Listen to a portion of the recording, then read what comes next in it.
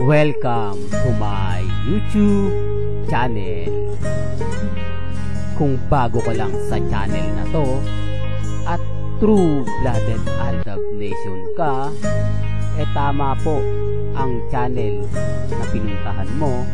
Kaya considering na po kitang bagong subscriber. At huwag mong kalimutan pindutin yung bell para lagi po kang updated sa bagong video na ilalabas ko. Salamat po sa iyong pag-click sa channel na to. Itong mga liadro na to, kanino yan? Di mami po. Yan po yung mga dyan ko start yung collection. At least yung hindi nasasayang yung pera mo. Opo. Mataas na yung value. Mataas ang value. Basta chosen at ikaw din gusto mo. Oo. Michael Cacknew, guys. Opo.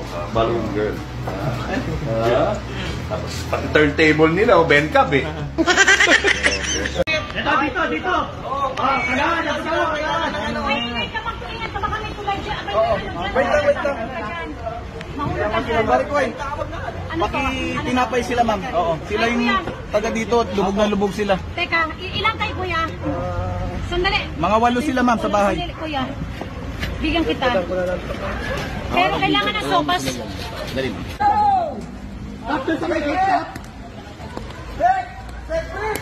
Barangay Mariblo! Mariblo! Ipagkain po!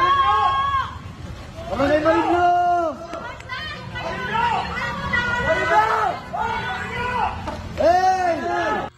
Welcome back mga Aldab. Ito na naman po ang inyong lingkod, si Mr. Destiny. At panibagong update na naman po tayo. Panibagong mga kaganapan po ngayon sa social media. Well, sabi ko nga po sa inyo, si Julius Babaw po talaga ang salarin. Dahil sa kanya, marami po talagang nabubunyag na ebidensya at resibo. Tapos ngayon naglalabasan pa yung mga video mga Aldab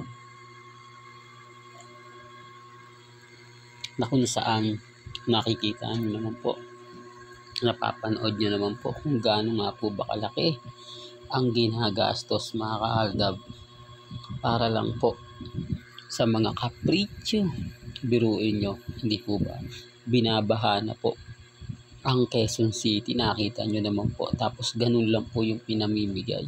Natutuwa po sila mga Aldab, hindi po ba? O marami nagre-react na kumbaga buti nga si Ibyang nagpapakita, nagbibigay ng pagkain, nasaan yung mag-ama? Ginagastos po ang pera sa walang katuturan, 120k, tapos ibibigay mo lang sa mga tao, magkano lang, hindi po ba? Tapos yung video po ni Julius Babaw, pansin nyo, halatang relate po talaga. At karamihan nga po ng mga nai-interview niya, Julius Babaw talagang napakayaman. Ibig sabihin lang mga Aldab na totoo, hindi po ba? Kaya lang, nakakalungkot po kasi damay talaga si May. Hindi natin talagang pwedeng sabihin na huwag nang idamay si Mengay. Wala eh. Andun talaga yung pangalan ni May. Kumbaga, kailangan talagang nilang isabit. Gusto kasi nila mga Aldab, mawala rin po ang kayamanan ni Mengay. May bigay din po sa gobyerno. Ang dami na pong kumakalat na video. Wala na po talagang magagawa si May. Lahat talagang sunod-sunod po yung mga video ngayon. Sa TikTok, sa YouTube, lalong-lalo na po sa Facebook. Wala nang mukhang iaharap po o iaharap nga po ang dalawa. Maliban lang po talaga kay Mengay. Si Mengay lang po talaga ang taas noo. Kaya lang hinahabol po si Mengay. Sa isang part ng video mga Aldab, ito yung ginawa kasi po ng admin nila.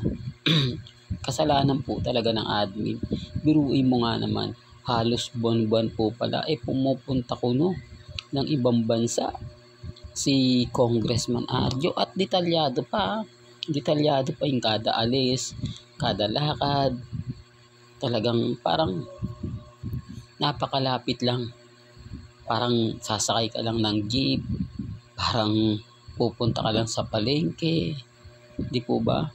Nauna, hindi pinapansin yun. Yan ang sinasabi ko mga kaaldab, na akala nila maganda. Kasi nga po, pang-iinis sa aldab yun, pang-aasar na eto, lagi naghahani mo ng dalawa. Pinapakita ng dalawa kung gaano nila kamahal ang isa't isa. Pinapakita nila kung gaano yung, kumbaga, sa buong mundo, kung gaano sila kayaman. Sa bandang huli, nakaw po pala ng kaban ng bayan. Nakakalungkot, di po ba? Kaya ang sabi ko sa inyo, wala na yung mga taong sinasabi nila nagmamahal kay Maine, na Armaine, kay Congressman Aryo. Wala na po. Nakikita nyo naman po, ramdam nyo naman po na ang laki talaga ng pagbabago. Ramdam nyo talaga na yung pagbabago na hindi nila, o yung tipong wala na, di po ba? Masakit na salita, lalo na po ngayon na talagang naapektuhan na po ang pamilya rin ni Maine Paul Quezon. Kasi nasabing nakinabang din daw po. Damay-damay nga po eh. Yun po kasi yung galit ng QC. Yun po kasi galit ng mga binaha, nawala ng mga gamit, di po ba? Yung kumbaga hindi nila naranasan nung naging termino ni Congressman Aryo. Hindi, totoo naman po eh. Naranasan nila. Nung kay Bingbong Crisologo, although sabihin natin bumabaha, kay Onyx Crisologo, hindi naman po ganyan.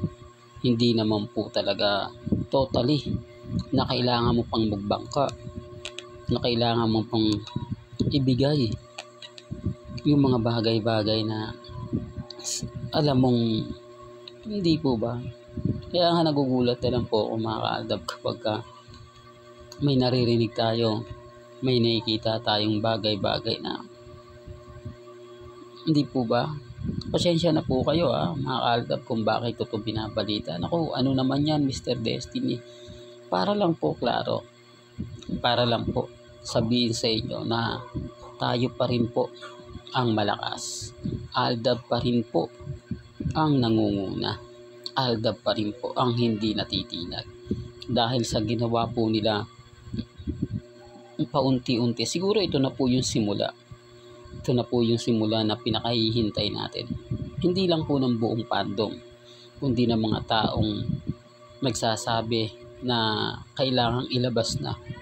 Sa tingin nyo mga kaaldab, ma-absuelto nga po ba si Congressman sa ginawa niya?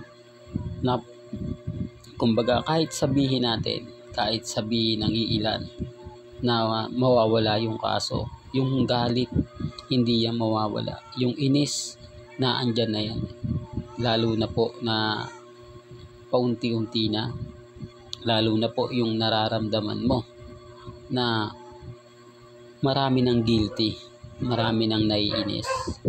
Sinasabi ko lang po ito mga kaaldab para lang po malinaw.